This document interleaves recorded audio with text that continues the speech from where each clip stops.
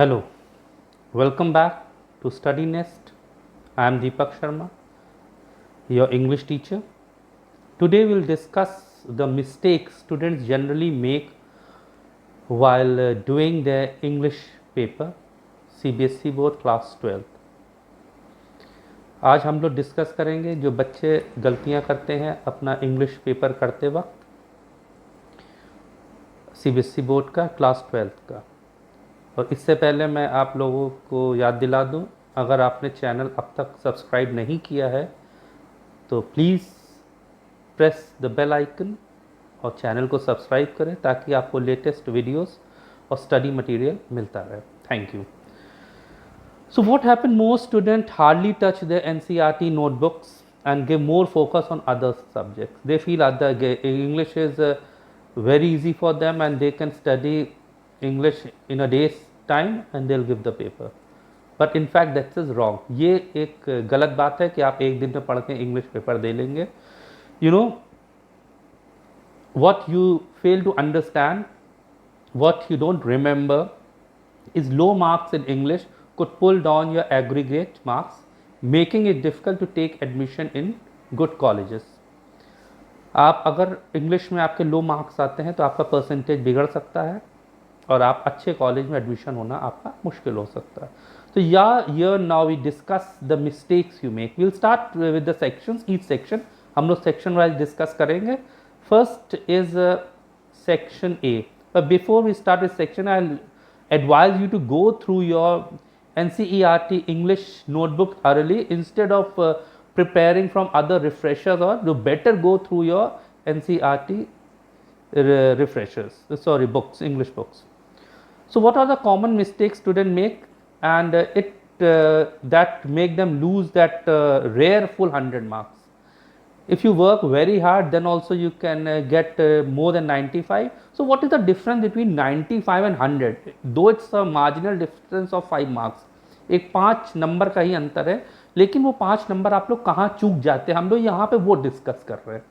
ठीक है, जो अंतर आ रहा है, आप 5 या 7 नंबर का अंतर आता है, जो आप सब कुछ लिख लेते हैं, you are well satisfied, you have attempted your paper in a very well planned manner, you have done everything, your writing is perfect, then what happened that when your result came you got 77, 78, not 99 or 100 or very close to 100. So these are some common mistakes. Maybe you don't do these mistakes, but while attempting your paper keep these things in your mind. जब अपना paper करें तो ये चीज़ें अपने दिमाग में रखें। सेक्शन ए में सबसे इंपॉर्टेंट है note making. The most important thing in section A is note making. In note making, first of all, while writing the note, first of all, when you start the note making, leave a 2 finger distance space next to the line while doing it. जो आपके line बने होती है sheet में, उससे आप 2 finger का space छोड़ के नोट्स बनाने स्टार्ट करें, तब आपकी नोट मेकिंग परफेक्ट कहलाएगी। ये first and the most important thing is you should be knowing the format of each and every writing skill. हर राइटिंग स्किल का आपको फॉर्मेट आना चाहिए, फॉर्मेट का मार्क्स मिलते हैं। And then the sentence, don't copy exactly the same sentence copy मत करें। जब आपको 15 मिनट्स का रीडिंग टाइम मिलता है तब आप उसमें नोट मेकिंग में पेपर में अपने लाइंस बनाते चलिए या मार्क करते चलिए कि ये आप you will sum up these as notes. इनको आप नोट्स के रूप में लिखते रहेंगे, इन पे नंबर डाल दिए 1 to 1.1 और सो ऑन, ताकि जब आप लिखें तो आपका टाइम बर्बाद ना हो। 18 to 20 मिनट्स चाहिए आपको नोट मेकिंग में, इससे ज़्यादा नहीं, क्योंकि पेपर आपका बहुत लेंदी पेपर होता है and you by the end of the paper you will find that you fail to attempt many questions या फ्यू क्वेश्चंस। आप बहुत क्वेश्चन भी छोड़ सकते हो, कुछ क्वेश्चन। बहुत बच्चे I have heard and met and seen that they say that they left note making, they kept this for the last and they were not having time to complete the paper. तो ये सब आपको ध्यान रखना पड़ेगा। 4 abbreviation will fetch you 1 mark. It's already mentioned in the question, then write not less than 4 abbreviation, at least 4 abbreviation. So 4 है तो आप 4 ही लिखिए। आप 10-15 एब्रीविएशन लिखने टाइम वेस्ट होगा, मार्क आपको एक ही मिलेगा। आप चाहे 50 लिख लें, वो ऊपर के 4 ही चेक करके आपको मार्क्स दे देंगे। Students tend to write more and more and more abbreviation, and many times I have checked the papers, they like take the whole paper to write the abbreviation. It's useless, वो useless है। आपको mark एक ही मिलना था, 4 abbreviations ही लिखें। ये था note making. Section B, when writing letter or article, make sure you use the inputs which are provided in the question. अपने मन से आप जब लिखें तो आप उन इनपुट्स को ही एक्सटेंड करें। You extend the given inputs. अपने मन से कुछ मत जोड़ने लगिए, जो इनपुट्स हैं उन्हीं को आगे लेके जाइए। वैल्यू पॉइंट्स जो होते हैं यही चेक किए जाते हैं। When this questions are check, तो ये वैल्यू पॉइंट्स हैं, ये देखते हैं कि ये वैल्यू पॉइंट्स हैं कि नहीं है। आपने कुछ और लिख दिया, क्वेश्चन पूछा है किसी और चीज़ के लिए, आर्टिकल किसी और चीज़ के लिए, पहले you need to understand the topic. पहले आपको टॉपिक पढ़ना है, सोचना है, और before writing make a plan. यहाँ पे एक प्लान बना लीजिए कि मुझे क्या लिखना है, एक रफ स्केच बना लीजिए। इसके लिए कोई पेंसिल नहीं चाहिए आपको, रफ स्केच बना लीजिए। Then you start writing. Means when you start writing you should be very clear what you are going to write. जब आप लिखना जा रहे हैं तो आपको बिल्कुल क्लियर होना चाहिए आप क्या लिख रहे हैं। ये नहीं, सीरियल नहीं है कि आप लिखने लगे और बीच में सोचने लगे अब यहाँ पे ये एंड दे देंगे, वो एंड दे देंगे। No, this is wrong. Okay, आपको बिल्कुल सीक्वेंस से लेके चलना है, चाहे वो आर्टिकल हो, चाहे वो लेटर हो, चाहे वो स्पीच हो, चाहे वो डिबेट हो।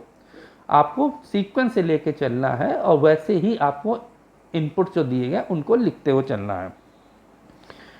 And don't write your own residential address. Remember, this is a common mistake student do make in the paper.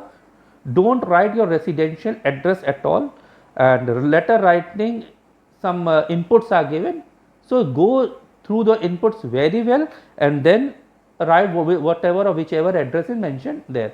अपना own residential address मत लिखा करिए, ये कट कर दिया जाता है, इसकी कोई वैल्यू नहीं रहती आपके एड्रेस की। In letter writing, date must be written carefully. Writing date is a very careful thing. According to the input giving in the question, जो इनपुट दिया उसके अकॉर्डिंग डेट लिखिए।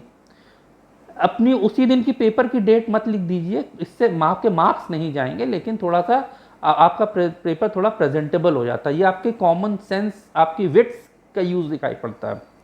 इन long format writing, the writing skills we are talking about, such as letter and article, make sure you break down your text into paragraphs.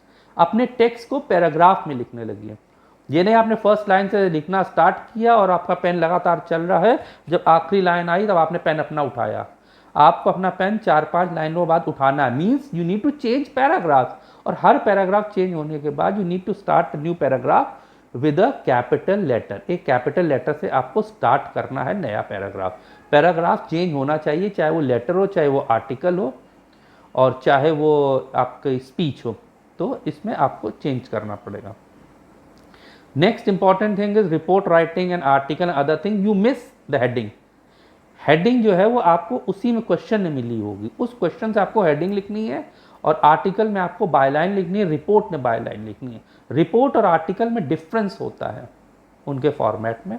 Report में आपको byline लिखनी है, इधर date और प्लेस भी लिखनी है, ऑपोजिट सेम लाइन पे, opposite to each other. Okay, और आर्टिकल में आपको हेडिंग लिखनी है जिसको, और उसके बाद बायलाइन लिखनी है। बायलाइन में don't write your own name, जो नेम लिखा हुआ है, और राइट XYZ। अपना नाम लिखने की कोशिश मत करिएगा। ये कॉमन मिस्टेक होती हैं, जो अच्छे बच्चे पूरा पेपर करते हुए चले जाते हैं, 95 तक आ जाते हैं, यहाँ पे ये मिस्टेक्स कर देते हैं, तो उनके मार्क्स कटने स्टार्ट हो जाते हैं। क्योंकि जब आपके मार्क्स कहीं से कटेंगे ही नहीं, पूरा पेपर परफेक्ट होगा, तो हम वो जगह ढूंढेंगे जहाँ से आपके मार्क्स कट कर सकें। Now section C, 1 mark question, write 2 sentences or 3 sentences. Okay, the answer must be written and the answer should be in complete sentence. Incomplete sentence मत लिख दीजिएगा। ये 1 markers हैं, इनके लिए आप प्रॉपर आंसर लिख दीजिए। Short answer question, word limit होती है, you need to stick to the word limit. 40 words are more than enough. 40 words तक ही आपके शॉर्ट आंसर्स होने चाहिए। लॉन्ग आंसर क्वेश्चन प्रॉब्लम आती है, बच्चे जो बहुत से बच्चे कहते हैं उनको उन्होंने तो सब कुछ लिख दिया, they have written everything, they say that's I have copied the entire chapter summary, this is wrong. Long answer question you don't have to write the summary of the chapter, okay, don't write the entire summary, आपको लिखना है जो क्वेश्चन पूछा गया है। कई बार this is what we call beating around the bush, आपको पता है नहीं, आपने पूरा चैप्टर लिख दिया, कैरेक्टर स्केच पूछा गया है वहाँ पे क्रॉफ्टर का, या कैरेक्टर स्केच पूछा गया है पेडलर का, आपने पूरा ही रैट ट्रैप चैप्टर उतार के लिख दिया वहाँ पे। This is not going to yield you marks, this is not going to earn you anything, है ना। आपको दिल्ली जाना और आप उन्नाव चले जाएं तो आपको आपकी डेस्टिनेशन पूरा तो होगा नहीं, आपकी यात्रा पूरी तो मानी नहीं जाएगी। तो इसलिए जो पूछा गया है वो ही लिखें। लॉन्ग आंसर क्वेश्चन में आप इंपॉर्टेंट वैल्यू पॉइंट्स कोई भी आंसर लिखें, मार्क करते जाएं। जैसे ही वॉज ऑनेस्ट, वो ऑनेस्ट है तो ऑनेस्ट में मार्क कर दीजिए। हार्ड वर्किंग को अंडरलाइन कर दी, क्योंकि जब एग्जामिनर आपका कॉपी चेक करेंगे तो वो आपके वैल्यू पॉइंट्स देखेंगे, वो इंपॉर्टेंट पॉइंट देखेंगे ये मेंशन है कि नहीं, क्योंकि जो बोर्ड की करेक्शन आंसर स्क्रिप्ट मिलती है जिसके अनुसार एग्जामिनर्स कॉपी चेक करते हैं, वो ये देखते हैं कि जो मेंशन है, वो बोर्ड कहता है 4 में से 2 पॉइंट मेंशन हो तो आप इनको मार्क्स दीजिए, 4 में से 3 पॉइंट मेंशन हो तो मार्क्स दीजिए, चारों के चारों मेंशन हो तो मार्क्स दीजिए। आपका एक भी पॉइंट नहीं है, आपने चारों पूरा चैप्टर उतार रखा, पॉइंट एक भी नहीं है, तो आपको 0 मिलेगा। 0 हो सकता है आपको 0 एग्जामिनर जो है आपका बहुत ही काइंड हार्टेड हो मेरी तरीके से, तो आपको हो सकता है वो 0 ना दे, 1-2 नंबर दे दे, लेकिन ऐसा बहुत ही, ये कॉपी फिर आगे जाएगी, फिर हेड एग्जामिनर चेक करेंगे या फिर कोऑर्डिनेटर्स चेक करेंगे, तो वो क्वेश्चन मार्क कर सकते हैं कि he has not written anything related to the chapter. Okay, कभी कभी आप दूसरा चैप्टर लिख देते हो। आप पहली बात तो इसीलिए आपसे कहा गया you go through the NCERT books thoroughly. कई बार रिफ्रेशर्स में पॉइंट छूट जाता है, रिफ्रेशर्स में जनरली समरी दी हुई होती है, चैप्टर नहीं दिया होता, तो आप इंपॉर्टेंट लाइन उन्होंने कहीं से उठा के पूछ ली, आपको पता ही नहीं हो किस चैप्टर की लाइन है, वो है रैट ट्रैप की लाइन, आप डीप वाटर की लिखने लगे, है ना। कुछ स्टोरीज बहुत ही एक सी होती, कुछ पोएम्स बहुत एक सी होती हैं, तो हम लोग कंफ्यूज हो गए, हम लोग लिखने लगे लॉस्ट स्प्रिंग है चैप्टर और आप दूसरा चैप्टर लिखने लगे। तो आपको मालूम होना चाहिए कि ये किससे है और उससे आंसर लिखिए एंड राइट आंसर जो लिखना आपको, as I said that don't write the entire summary, answer लिखिए प्रॉपर जो आंसर है। Now when you are in the examination hall, when you are ready to give your exam, तो सबसे पहले तो ईश्वर को याद कर लीजिए, एंड अगर if you have worked hard then only, और secondly what are you going to do, that use the 15 minutes provided to you, that is the reading time, don't waste that time. आप लोग डर examiner, क्योंकि जो आपके invigilators होते हैं वो आपसे कह देते हैं you are not suppose to write, आप लिखते तो नहीं लेकिन आप पेपर भी नहीं पढ़ते हैं, वो टाइम है जब आप पेपर को सम अप कर सकते हैं। यहाँ पे ये ही वो 15 मिनट है, इसने आपने पेपर पूरा पढ़ा और अपने दिमाग में रफ स्केच बनाते चले गए, इसमें ये लिखना ये लिखना, इसमें आप सोच भी सकते हैं उसका ये किस चैप्टर का है, ये क्या करना ये क्या करना। 15 मिनट्स बहुत होते हैं, ओके क्यों बहुत होते हैं, क्योंकि पेपर आपका 3 घंटे का ही है, तो 15 मिनट्स बहुत हैं आपके लिए। 24 घंटे से 15 मिनट नहीं मिले आपको, 3 घंटे के 15 मिनट मिले हुए, ठीक है। तो आपके पास 15 minutes you have to go through the paper well, read the question paper properly, don't start writing unplanned answer, plan your answers before writing. Then comes time management. Time management बहुत ही important fact है, especially English paper के लिए। बच्चों के paper, English paper इतने बच्चे कहते हैं लेंदी है, लेंदी पेपर आपके लिए स्पेशल नहीं बनाया गया होगा, लेंदी पेपर जो पूरे हिंदुस्तान में अब्रॉड सीबीएसई के जो बच्चे दे रहे हैं एग्जाम सबके लिए बनाया गया होगा, और उनमें से बहुत से बच्चे 100 में से 100 भी ले आएंगे, 99 ले आएंगे, 98 ले आएंगे, तो आपके लिए लेंदी नहीं, और ये कोई एक्सक्यूज नहीं है जो आप आगे जाके दे पाएंगे।